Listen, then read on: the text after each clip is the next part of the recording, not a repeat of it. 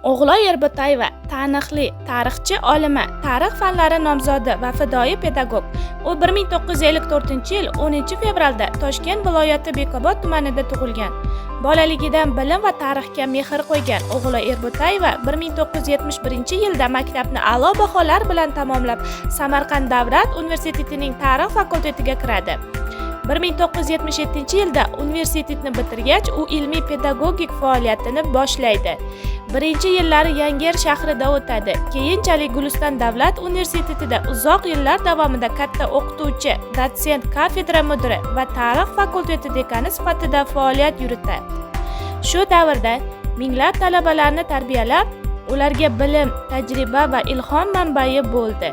1989-yilda u nomzodlik dissertatsiyasini muvaffaqiyatli himoya qilib, tarix fanlari nomzodi darajasiga erishadi.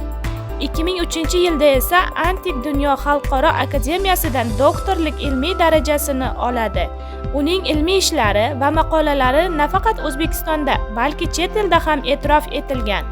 O'g'loy Erbo'tayeva ustoz sifatida minglab shogirdlar hayotiga iz qoldirdi. Shogirdlarining ko'plab respublika va viloyatning yetakchi olimlari, mutaxassislari va jamiyat faoliyatchilari sifatida faoliyat yuritmoqda. Uning 47 yillik fidoyiligi va ilmiy pedagogik xizmatlari davlatimiz tomonidan yuqori baholangan. Bir necha bor davlat mukofotlari bilan taqdirlangan. Olima bugun ham tarix fakultetida katta o'qituvchi sifatida faoliyat olib borib, yosh avlodni ilmga, ma'naviyatga va barkamollikka yo'naltirishda davom etmoqda.